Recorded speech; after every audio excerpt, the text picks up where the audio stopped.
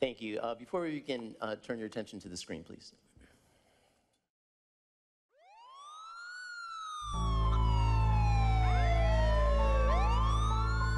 We begin tonight with another mass shooting in America. It is the 32nd so far this month and the 9th of the weekend. Officials say the gunman legally purchased the 2 handguns that were found on him. There's inevitably going to be a lot of discussion about this shooter's motive and, of course, his mental state, but that discourse shouldn't happen in a vacuum. Gun violence is the #1 killer of children and teens. It has overtaken cars. #1 cause of death among children in the United States, yet we don't have the will to stop it. For the second time in less than a week, residents of Louisville reeling after a deadly shooting. 2 people were killed, 4 others injured. 4 people were killed and multiple others wounded. 3 people were killed, 14 wounded. 6 people dead, killing 7 people. 3 students killed, all just 9 years old. At least 10 people were killed when a shooter opened fire. The shooting took place at a dance studio at a private Christian elementary school. Lunar New Year celebration. A Sweet 16 party became a mass murder scene. These tragedies are just the very latest in a string of mass shootings kicking off 2023. This has to end. It must end.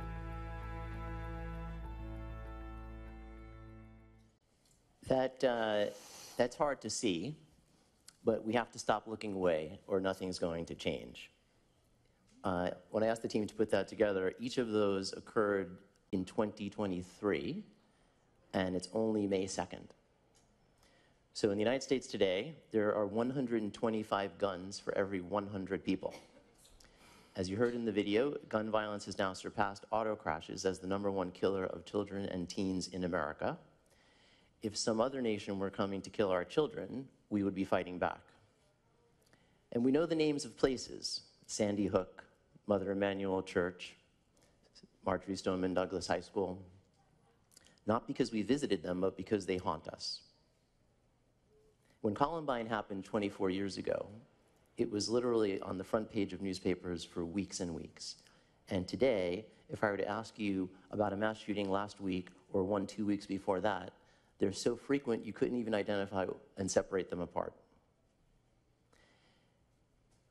As you saw in Uvalde, there is a protocol which collects the parents' DNA as they wait outside their children's classrooms in terror, hoping that it won't have to be used to identify their child. And if that is not the saddest sentence I have ever said at a conference, I don't know what is. It seems obvious that this level of violence is a public health issue, but often it isn't treated as one, where we might expect the government to fund research and devise potential remedies. In fact, in 2005, Congress gave the gun industry broad legal protections from most claims when their weapons are used to commit crimes, and additionally, almost unbelievably, squelched evaluating the data towards prevention by prohibiting any federal funds from being used for gun violence research. We've seen a slight crack in that recently, but it's not enough.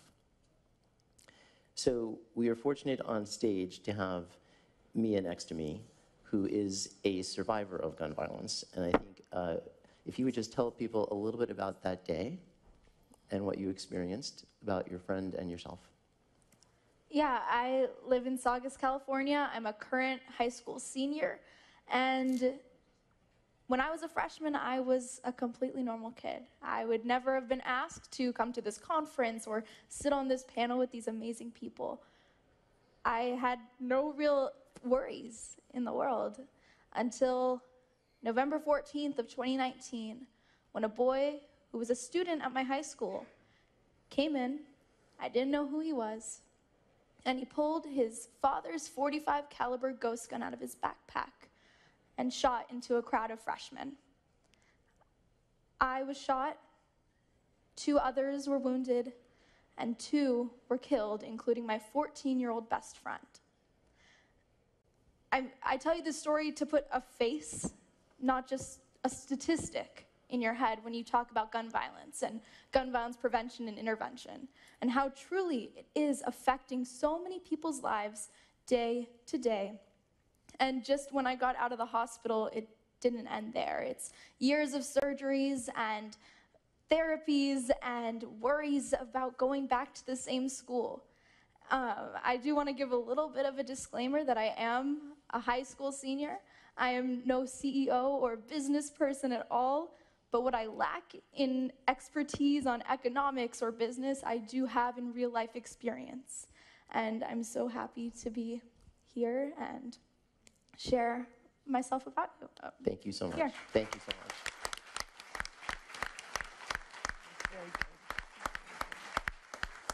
So, John, I want to start with you, John. With that level of insulation for the industry that I just detailed, where do we start trying to chip away at policy given those protections? Well, look, I think that there are two ways to approach this. As always, I don't think we're going to repeal the civil immunity, but what I've seen in the last several years is much more work at the state level in trying to basically sort of increase the aperture for suing, and often that's done through legislative work at the state level that redefines some of the terms that protects the industry. And every town in itself has probably 24 pieces of litigation against the industry right now. And I think that, if you look at cars, which the film mentioned, if you look at tobacco, if you look at opioids, litigation has to be at the center of the toolbox. That is often the way that industries change. And look, I think people ask me, so what's the point of litigation? We're not going to close down gun manufacturers for once and for all. That's not going to happen.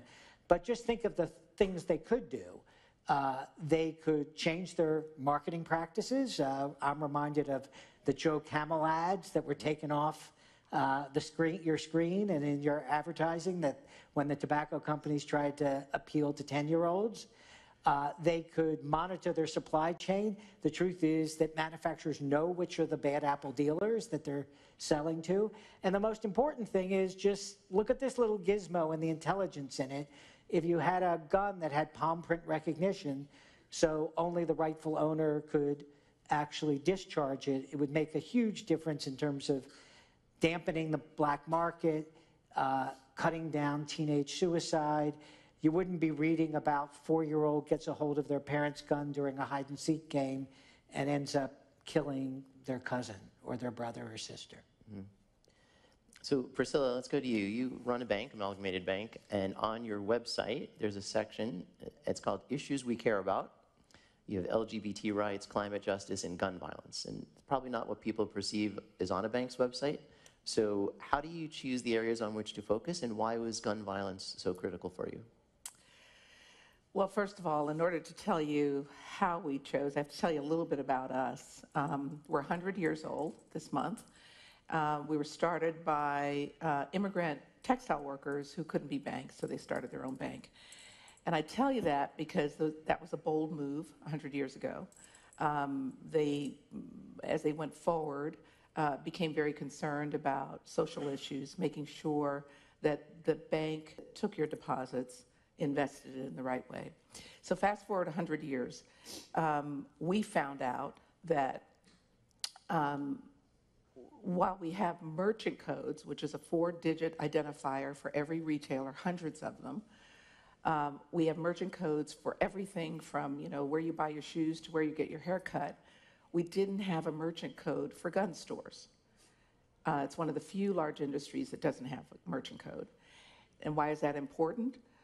We are able to address illicit crime. When I say we, by the way, in this context, I'm not talking about Amalgamated Bank, I'm talking about the industry. The industry is able to stop things like human trafficking, money laundering, because we have a number of data points that help us to predict when our credit cards are being used for illicit behavior, even if they're bought, even if the items are bought legally. In the case of guns, we know that there's a certain pattern that occurs when you see these mass killings and when you see gun trafficking, and it often starts with a credit card purchase. And if we had a 4-digit identifier that told us that there was something being purchased in a firearm store, we could address that. When we realized that, we felt it was incumbent upon us in building on the legacy and living up to the ideals we talk about, to file for a merchant code for gun stores. And that's what we did. Okay. And how did the industry respond to that? The initial response was pretty normal. And that's because we have, as financial services industry, a requirement to know our customer and a legal requirement to stop this kind of illicit behavior across a number of industries. And how did the gun industry respond to it? Oh, the gun industry. That's it. I thought you meant the financial services industry. Well, we've had a number of people not understand or choose not to understand what this is and what it isn't. It is purely a common sense approach to ensuring that we are not financing this illicit behavior. And some people would like you to believe that it's something else, that it somehow has an impact on legal gun owners who buy guns for sport or for protection. And so they've made a lot of noise. Mm-hmm. Okay.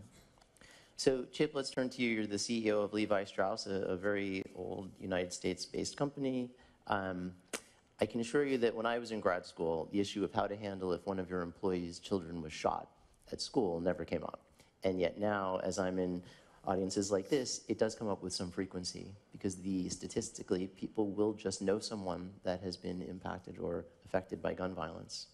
And while people want to do something, I think that they're paralyzed as to what to do. So what led you to step so forcefully into this issue? Why haven't more companies joined you? And did you fear or experience any negative blowback by taking such a stand? Okay, so again, just to, I guess, a little bit of background probably is helpful. So Levi's has been around a little bit longer, 170 years this year, 150 years of the Levi's 501 this year. And this is a company from the very beginning, from the day Levi Strauss, the man himself, made a profit, he donated a percentage of that profit to a local orphanage. So we have always had what we call this concept of profits through principle. We believe that we're in business to do more than just make a buck for the shareholder, but we're in business to make a difference and to have an impact in the communities in which we operate. And so we have a long track record. This is not about me as the CEO. We have a long track record of not being afraid to take stands on important social issues. We desegregated our factories back when we had factories here in the U.S., down in the South 10 years before the Civil Rights Act. We were the first major company in corporate America that offered health care benefits to same-sex partners. We've really put a lot of energy and attention on equality, gender equality, LGBTQ plus equality. So why guns and gun violence? We don't have, a horse in the race here. We don't sell guns, or we don't make guns, obviously.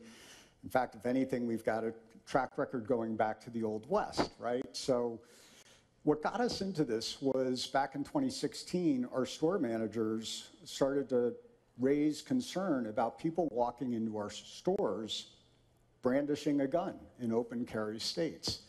And we're a big retailer. We have over 3,000 stores globally. We have over 250 stores here in the United States. And we have a policy that employees aren't allowed to bring a weapon to work. And so our store managers were really concerned about it. And so we prepared a letter to gun owners that you don't need a weapon to try on a pair of jeans. And we were about to go live with it when, you cannot make this up, a gun went off in a dressing room in one of our stores outside of Atlanta. And the guy literally shot himself in the foot, literally.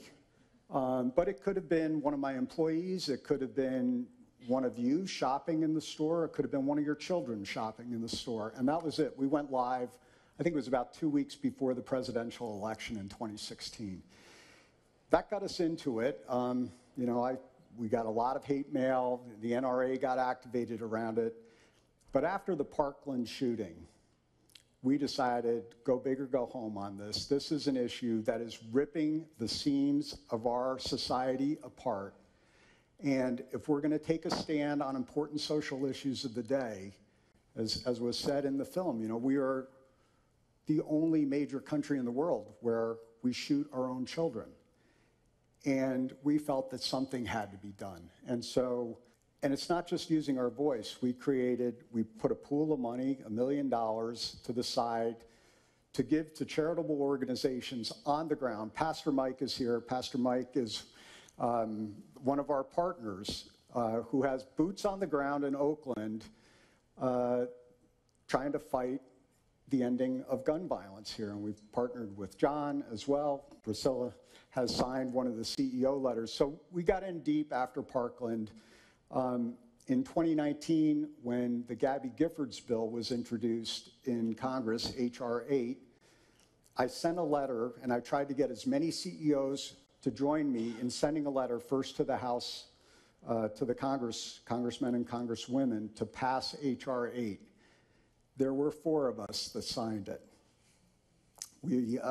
It passed the House, it went to the Senate, it sat on Mitch McConnell's desk. We did another letter. I think we got 5 for that.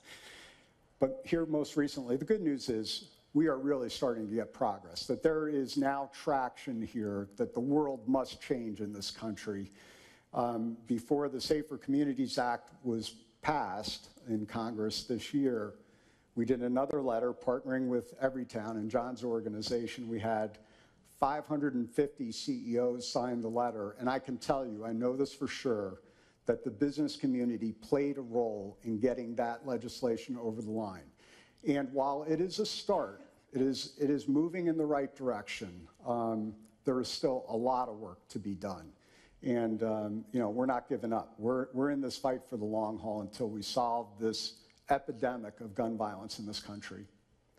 Well, I think as I travel outside the country, this topic comes up almost everywhere I go. Absolutely. And people just cannot wrap their heads around not only the availability of guns, but that we're training children what to do if an active shooter walks into a classroom.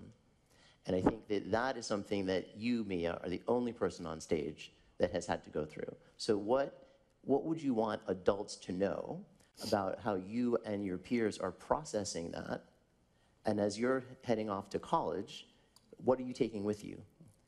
Yeah, I mean, to go back to a little bit of what you were talking about in different countries, every country has violent movies and violent video games and scary bullying and online kind of battles, but we're the only country that has this amount of gun violence. We're the only country where you have to fear someone you don't even know coming into your school and shooting you.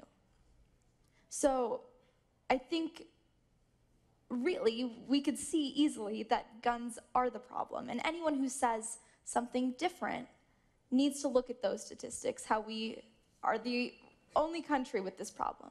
But my peers who have gone through these active shooter drills and have feared going to school and have to text any sort of tip about violence that could be happening, we're the ones who are going to change this. We're the ones who have been living it, and it's unfortunate that we have to do this now, but I think we are the people who understand. And of course, everyone on this panel knows how big of an issue this is.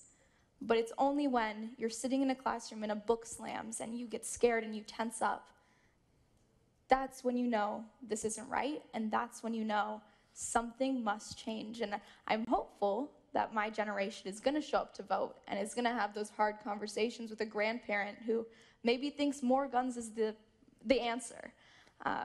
But I think it's us. And I don't think we've fully appreciated the economic impact this is going to have, because as your cohort goes off to college and then enters the workplace, I don't know that our workplaces are able to digest the mental health needs that are going to be required for a whole generation of students who have been practicing what happens when someone comes in to shoot them.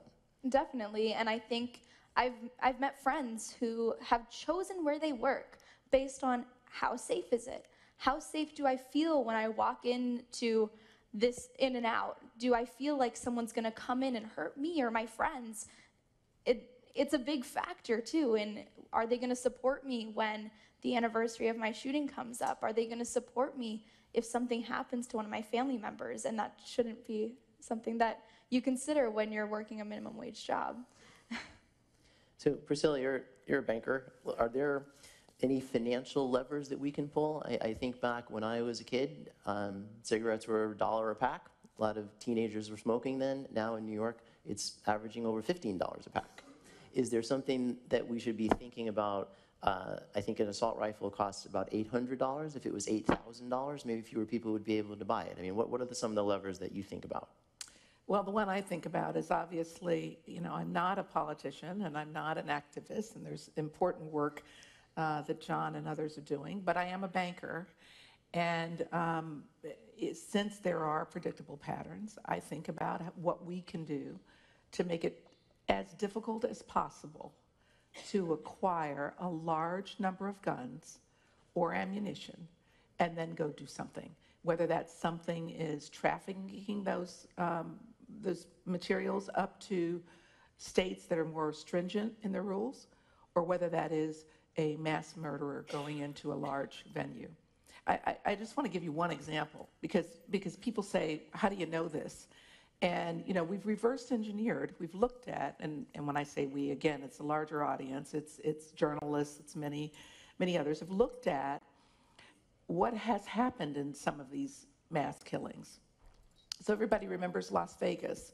59 people died. Remember that? Someone went up into a hotel room and shot.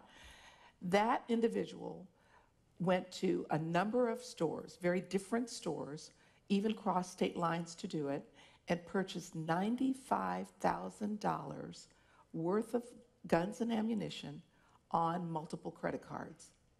It's a very predictable behavior. It happens again and again by gun traffickers and by mass murderers. That's what I mean when I say our industry is financing this, and we have to stop it. And so we're taking one measure that we believe is important, but I think the other point you've made so often is that everyone can do something.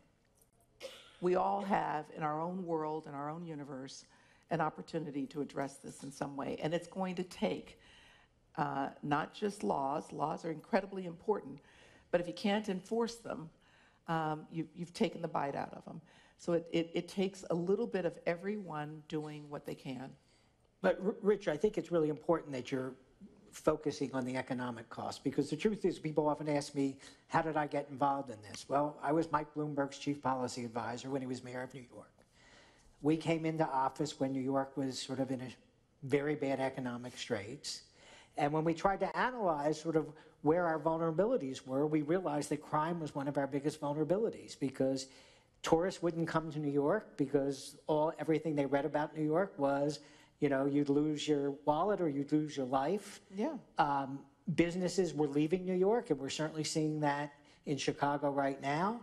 And families were making the choice whether they were going to stay in New York and send their kids to school there, or whether they take a hike to Connecticut or Westchester or New Jersey. And that's why we first got involved in this, because we thought that the truth is that we were extraordinarily vulnerable from an economic point of view, that our recovery couldn't happen if we weren't going to get serious about driving crime down. And if you want to drive crime down, the first thing you have to think about is firearms and guns. And when you think about corporate response, I mean, often when there's anti-LGBT policies, corporations decide they're not going to hold events there and the like, and there's an economic penalty. But on guns, when you think about going through the states, if the federal laws are too hard to change, right, many of them seem to be going the other direction, right? Florida just signed a law allowing no permit concealed carry. In Missouri, the state Senate just passed a bill which would exempt guns and ammunition manufactured in Missouri from sales tax, while food is not exempt from sales tax. So should there be kind of some geographic play about pushing where business is going to go, either with their employee base or manufacturing premises, to those states that have more favorable laws? Yeah, well, I think it would be naive for us not to think that the Democratic National Convention chose Illinois rather than Georgia. Sure. For one reason alone. I mean, there may have been others as well, but Georgia's laws, which are terrible. But the thing that we have to remember is, and Politico just did an article about this, the states with strong laws, like the one we're sitting in, have the lowest per capita gun violence rates in the country, and southern states, which usually have the weakest laws, have the highest per capita gun murder rates. And I would agree with Priscilla 100%. Laws aren't the only solution, but darn if laws don't matter. They're a big part of it. That's right. And laws are really, those that stick and stay in our society are the ones that are encouraged by people. Yeah. They're part of a movement that people care about. And we know, the four of us, and probably most of you in this room who are the converted, you know that most Americans agree with us. Most Americans, including legal gun owners, want to see the right thing happen. They want to see this madness stop. And they want solutions. And they know that the solutions aren't only laws, they aren't only addressing mental health, they are also just doing what we can every single place we are and speaking with a really loud voice. I actually have some data. I brought my cheat sheet. Did your homework? I'm a big believer in data and facts, and these, in this particular case, I guess fun facts on a not so fun subject. But a recent Fox News poll, 87% said they support requiring criminal background checks for all gun buyers. 77% support requiring a 30-day waiting period for all gun purchases, a cooling off period, if you will. 81% support raising the legal age to buy a gun to 21. I mean, it's crazy, right? You can buy a gun when you're 18, but to buy a beer, you have to be 21. So that's kind of nuts. It doesn't make any sense. And 80% backed requiring mental health checks for all gun purchasers. The bottom line is most Americans are afraid of gun violence in this country. And so the very first thing every single one of us can do is hold our politicians accountable. Ask, what are you doing to end gun violence in this country? And support legislation, whether it's at the local level, state level, federal level, that's going to end this madness. So, you know, there are many people in this room, we're about to have a presidential election, there are many people in this room that are going to get called by people who are running for office.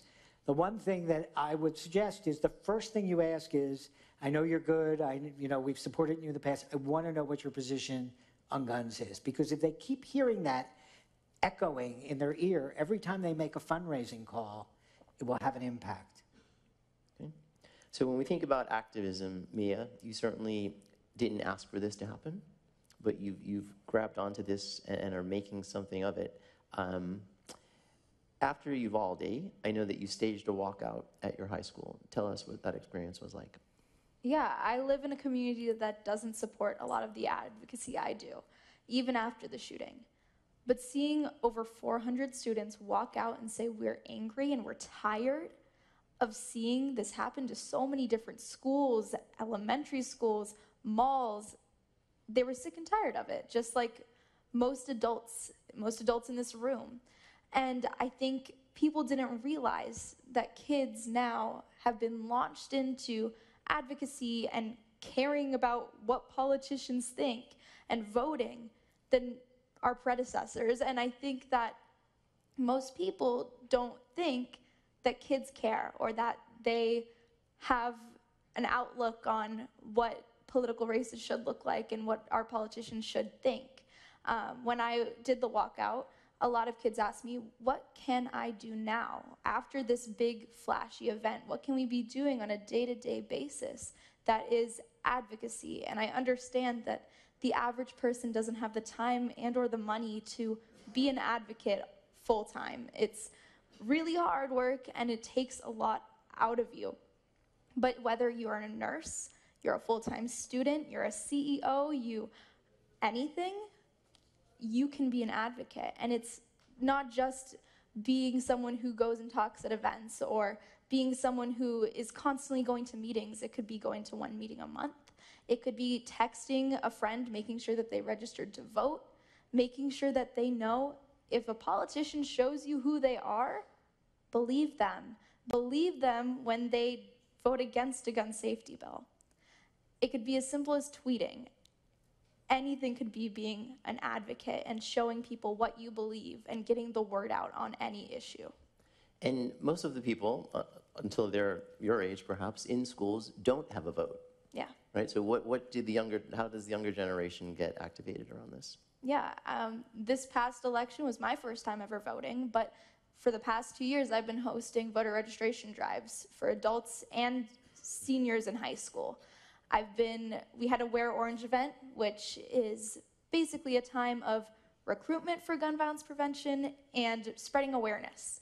And we told different parents who came in, these are the people, these are the candidates in our area who want your child to go to school safe and come home safe. These are the people who are going to go into Congress and fight for what you believe in. And a lot of them had no idea that the person that they were planning on voting for didn't align with their actual views. They were voting for him because their husband did or because their dad told them to. And we spread awareness even though we were 16, 15, 17 years old. So I think while mass shootings tend to absorb much of the attention, far more people die from gunshot wounds of other means. Let's go, John. How do you think about suicides, other types of gun deaths and gun violence, and what can we do in a prescriptive way to address that? Well, I think it's really important that you bring that up because, you know, there are many communities in this country where they're experiencing basically a mass shooting every single day, and that tends to be black and brown communities, tends to be poor urban communities, and I think it's, while there's no question about it that mass shootings get the headlines and often are the activator or for action, we can't forget that many people are living like this every day, and there are many young people in this country where the sound of a gunshot has become normal, and that's a horrible thing to have to say, whose parents are obsessed with the fact that they're worried that their kids will be, you know, out after dark, worried that their kids might not come home at the end of the day. And I think that many of the things that we've talked about today, you've got to make sure that certainly that guns don't get into the hands of people who are going to use them violently. And I think that many of the laws that we advocate and that CHIP has advocated at the state and the federal level are really about doing that. But we also have to support things like Pastor Mike is doing and community violence intervention programs, which are showing a significant amount of progress. We have to invest in communities. As you know, again, I will agree with Priscilla. Laws are really important. It's not the only thing whatsoever. We've got to think about laws. We have to think about community investment. And we have to think about making a safer gun. I mean, we're living in a country where it is so alarming that teenage suicide by gun is increasing so, but if you had a palm print recognition gun, it would cut it down immediately because where do they get their guns? Mm-hmm. They get their guns often from their parents or from friends, but you couldn't discharge that gun if it didn't recognize you. So I think that this is a complicated problem, and you've got to really keep looking at it from different sort of viewpoints. There's not one solution, there are several. So let's follow up on John's point, Chip. I mean, you run a business, you have to think about innovation all the time, in improvements in technology, supply chain, et cetera. What's missing in this space that we're not magnifying the things that work towards prevention and instead are celebrating advances in you know, the ammunition and the like? Yeah, I guess two things. One, I was in the Army for 4.5 years after I got out of college, and I carried an M16. I fired M16s. I remember going to a range and shooting M16s at a watermelon. There's no watermelon left after you hit it with a single bullet. And that's why you need DNA testing after an event, because it literally could rip a head apart, right? So, you know, I think John has talked about some of the technology opportunities, you know, whether it's a self-identification or something like that. I think we've got to take a really hard look at how do we get back to only single round discharge weapons. I think it's kind of crazy that anybody can go buy an automatic weapon that can fire, you know, an AR-16 can fire 800 rounds a minute if you had 800 rounds. It's capable of firing at a rate of 800 rounds a minute. I mean, I'm sorry, you don't do target practice with 800. Who needs that? Mm-hmm. And so getting back to single, you know, when the Second Amendment was passed, it was passed when it took you about a minute to fire a round. So let's get back to single round. Let's get back to leveraging technology. Let's use technology that keeps weapons out of hands of the improper people. I have no issue with responsible gun ownership and no issue with somebody who wants to go fire a rifle or fire a weapon at a target at a firing range, one shot at a time. But let's keep it to that, and let's leverage technology to enable that. Okay. So, Mia, I was reading something that your mom had said. I want to talk about stigma a little bit. All right, and your mom is here today. She was talking, and I'll paraphrase here, that if your child's hurt in a car accident, you get a lot of sympathy. But when your child is shot, everyone has an opinion. So talk about like the negative stigma that just couldn't have been imagined that you've had to face. Yeah, you get out of the hospital and you go to a picnic and you meet someone new and they find out what happened to you, or my mom tells them what happened to me. It's immediately politicized. Oh, did you see that new bill that was passed? Oh, we need more guns in schools. I had my oral hygienist tell me that she kept a gun on her dashboard in her car after she found out what happened to me. It's an immediate response to something that I didn't ask for. Usually, if you tell someone that you were in a car accident or I broke my leg playing soccer, they would say, I'm so sorry, how can I help? Does your mom need anything? Can I make you guys a casserole? That doesn't happen with gun violence. Maybe the first week you get sent some flowers, but then after that it is all a political statement. It's tweeting about how suddenly I'm anti-police because I'm not supporting them. Well, I was supporting them, but because during the Black Lives Matter riots, they were saying Saugus needs to be more pro-police because that's who saved their lives. And I said, I never came out saying that I was anti-police. I'm pro-law enforcement. It's immediately politicized, even if you don't say anything. And everyone is trying to turn you against one another, and even people at your own school who saw the shooting happen don't want to say anything about the shooting anymore. They want to whitewash it over because it's a political statement to be traumatized from a shooting. And it doesn't make sense. People are anti-therapy because they don't want to talk about a shooting anymore like it didn't happen. So let's try and flip the lens a little bit. We often talk about the villains in this story, those making money off this industry, the politicians who don't pass laws. Who are the heroes? John, who are the heroes in this fight? Right there.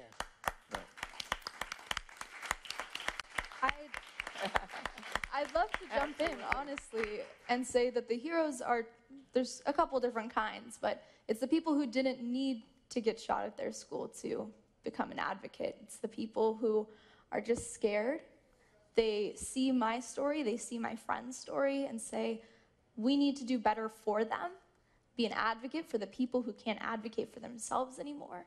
And it's the people who have platforms, it's the people who have a feeling that they need to change something, and they do. They don't get angry after Uvalde and stop. They don't let the dust settle. They keep kicking it up more and more after the shooting and not letting it die down, in my opinion. But the reason why I point to Mia, beside the fact that she's my hero, is look, when we look at social movements in this country, historically, we know that often change comes through generational change. And I think that, I'm certainly investing in young people. Students Demand Action is the largest growing section of our grassroots army at every town.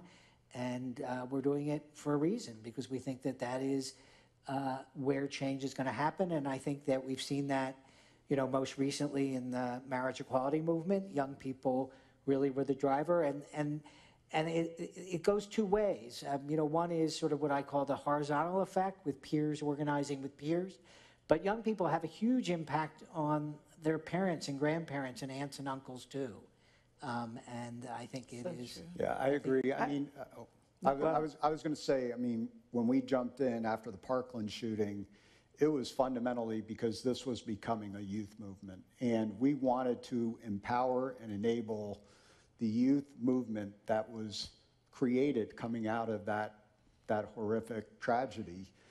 I guess the other thing I would say, though, you know, as an old baby boomer here, right? Yes, she's right. The generation that's going to make the difference is her generation, but on us older folks that have a responsibility, that have a voice, that can hold politicians accountable, that can make a difference, do we really want to wait another 20 years until, or 10 years until her generation is in Congress to solve this issue? I think we need to be inspired and motivated by the young folks and act on it. Like, let's listen to them. I just have to co-sign that. That was exactly what I've been trying to jump in and We could have done say. it in unison. Yeah, I mean, look, it's pretty pathetic that we have, and I have 2 young adult children, and they are passionate about some of this, and it's very real for them. One who lives in New York City and, you know, thinks about it every time you walk into a club or you go into a restaurant, go to a store. I mean, just do your normal routine. But do we really want to abdicate the responsibility we have? We are supposed to be protecting people like Mia.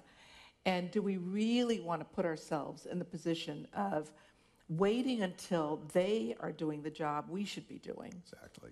And how do you think that makes them feel about us? I mean, it's pretty sad. I want to say one other thing, though, about who the heroes are, because there are a huge swath of people in a number of different sections or segments that are doing great work. You know, we've talked about law enforcement, we've talked about the advocacies work that you and others are doing. There's also, and we talked about the laws, you know, the everyday policeman on the street who genuinely wants to do this, wants to stop it, sees it every day. To your point, it's not the mass killings they see every day. They're walking into situations in danger where there have been illegal guns at the root of the activity that they're having to defend or deal with. And I think we owe it to them. I think we owe it to the people who are on the front lines to do what we can behind the scenes to make sure that their jobs are made a little bit easier. And I also want to talk about in front of the scenes, because one of the interesting things that's happened over the last several years, especially post and through COVID, is there's something called the Edelman Trust Survey. And now 4 years in a row, the organizations and relationships that people trust the most are with the brands and companies with which they deal. That is a responsibility and a relationship that I think we can really turn up the leverage on.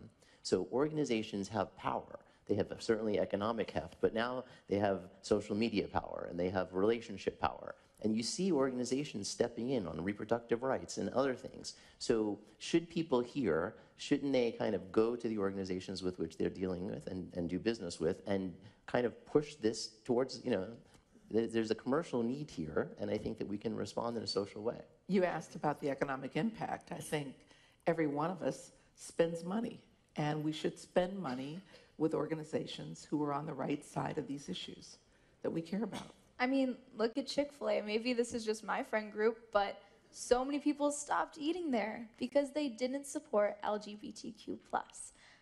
If every single company put out their beliefs, I would totally shop at a place that fights for gun violence prevention or for abortion health care. It would be a no-brainer to say, oh, a little bit of what I'm spending here is going to go towards that cause.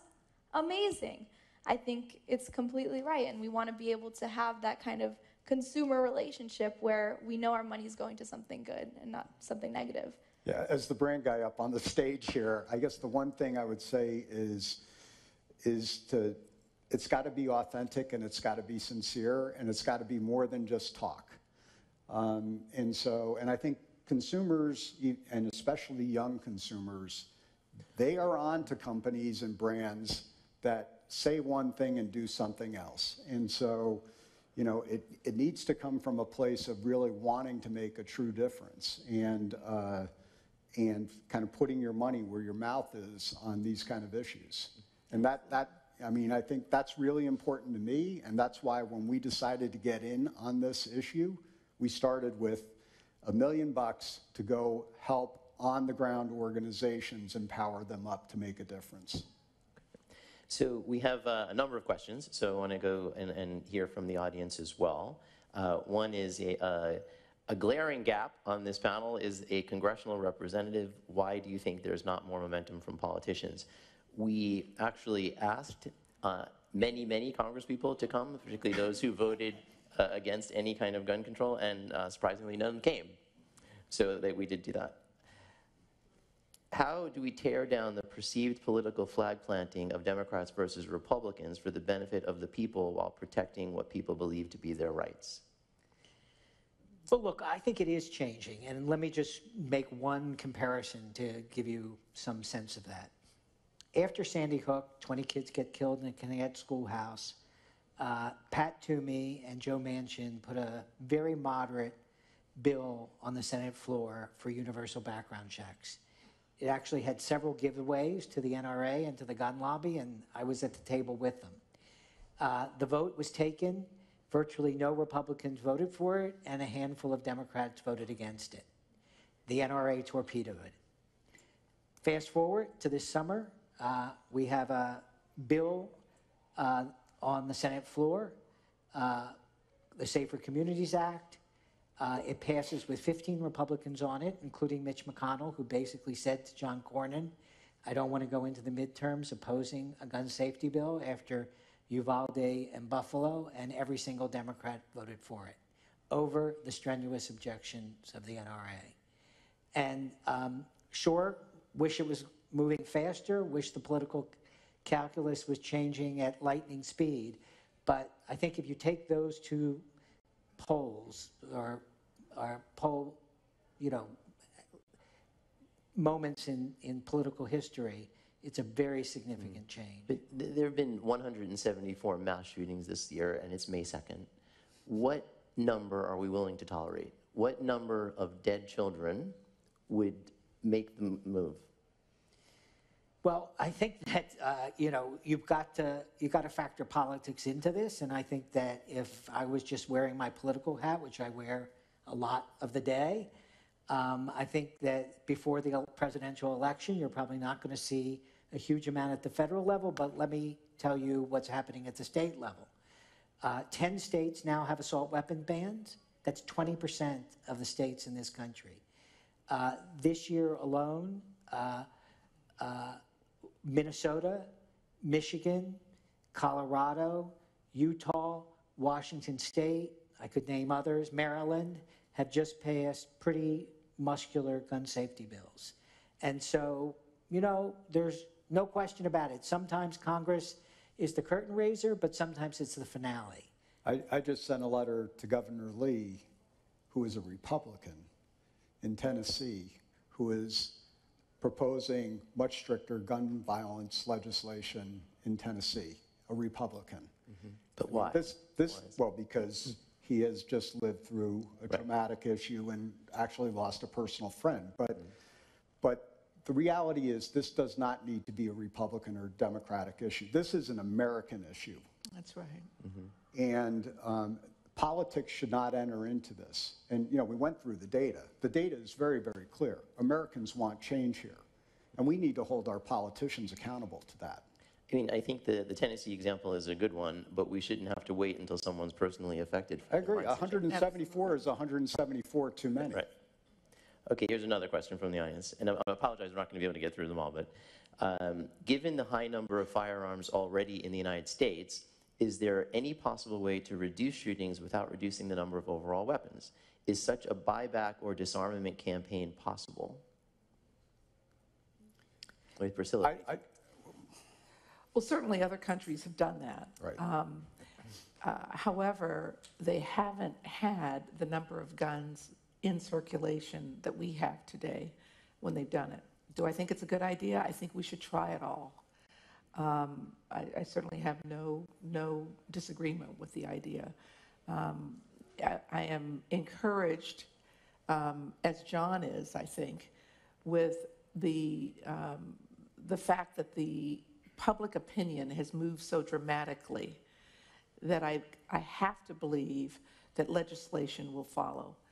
And I hope that it also means that institutions of all kinds will get much more engaged when you've got numbers like 70, 80, 90% on some of these issues in favor. Two things just to add. One is a lot of local organizations, boots on the ground, do buyback programs and are making a difference in their communities. It might be a 4-square block community or an 8-square block community, but we know these programs work. Two is some countries have done this very successfully, New Zealand probably being the best example. After they suffered a tragic mass shooting, what triggered the public to get engaged behind it was they publicized the photos. You want to see how horrific a mass shooting is, put the photos out there. It'll sicken all of us to the point where something serious might happen. Okay, here's another question from the audience. What can investors do to help? What exclusion thresholds would be helpful? Walmart only has 1% of revenue from gun sales and is the largest gun retailer in the United States. Should we look to discourage civilian handgun sales or push for a 21-year age minimum? Well, look, there are a lot of companies, and Walmart, actually has changed their policy quite significantly on guns. They're not selling assault weapons. They're basically selling sport weapons. Mostly they're selling in Alaska and not in the lower 49 states. Dick's took guns completely off their shelves. They were one of the first signatories. And replaced it actually with products that, actually were producing a higher profit. And I think that, where I would start with this is assault weapons. There is just absolutely no reason why we should be selling assault weapons, weapons of war in this country. And that would be the first thing I would do. But look, every company in this country has a stake here. I mean, we're looking at cities that are getting hollowed out by crime and gun violence, and that's just bad economics. We've got,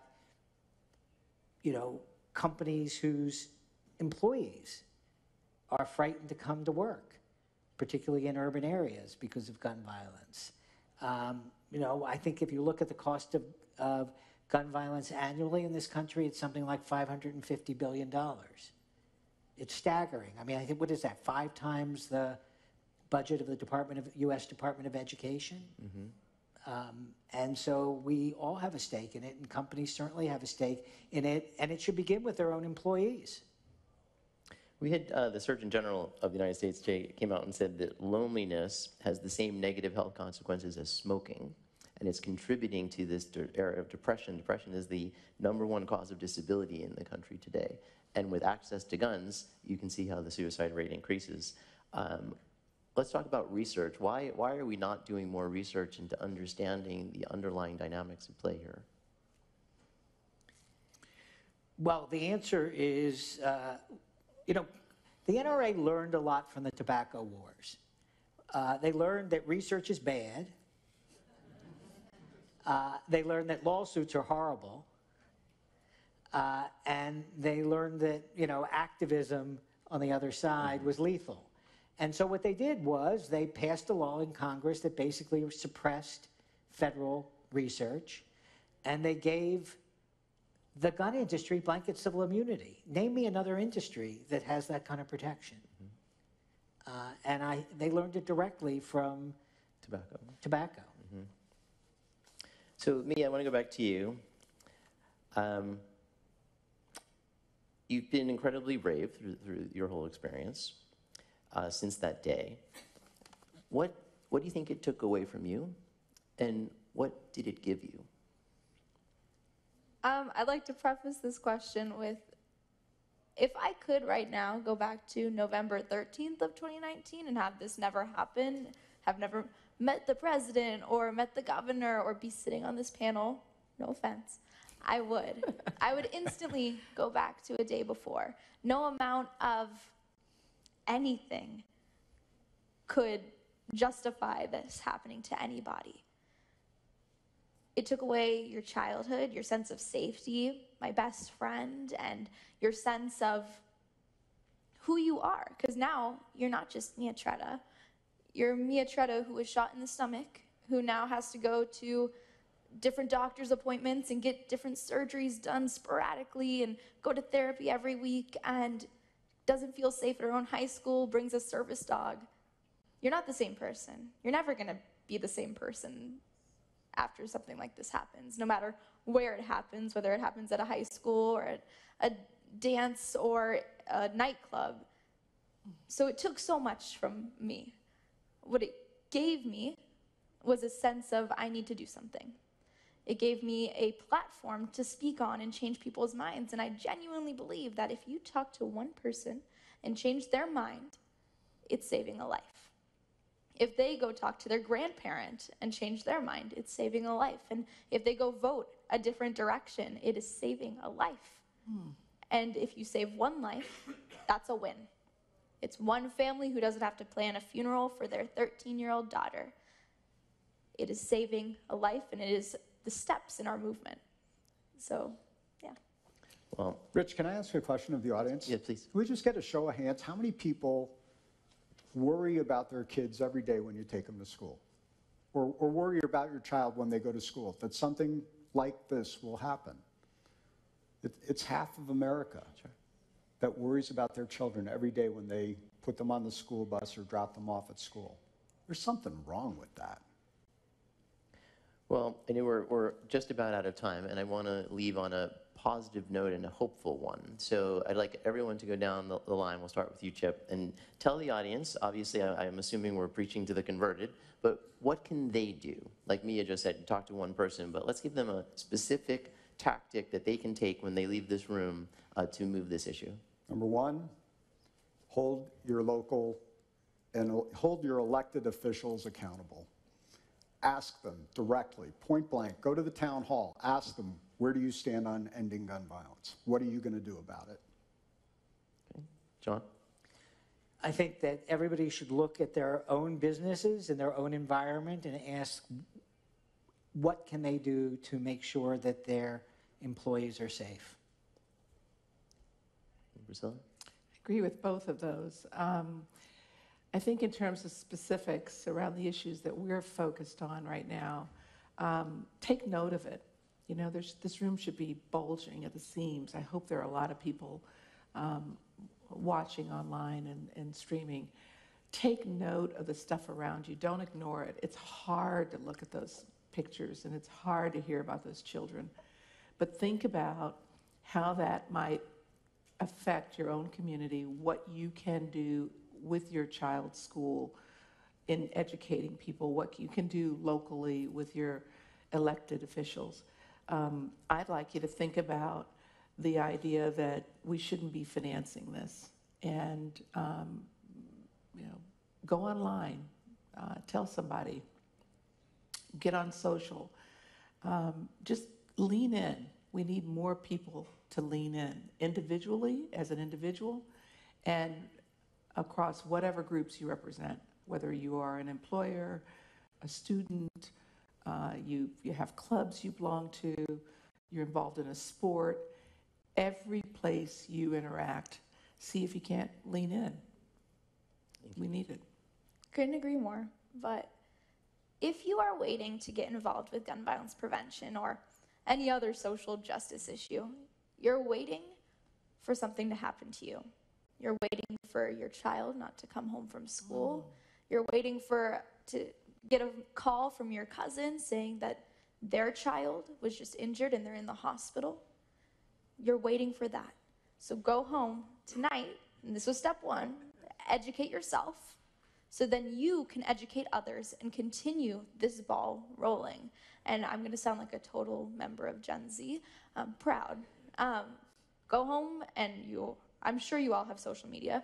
Follow people like organizations like Everytown that will give you the information to keep yourself educated. So you can tweet and you could post on Instagram, so then maybe somebody who's following you says, I like them and they agree with this. Maybe I should look into this more. Every life you could save. There you have it. I want to thank all of you for coming. You are a hero. And, Yes. and he is off to Brown Absolutely. University as well. So congratulations on that. Great. Thank you all. Thank you very much. Thank you.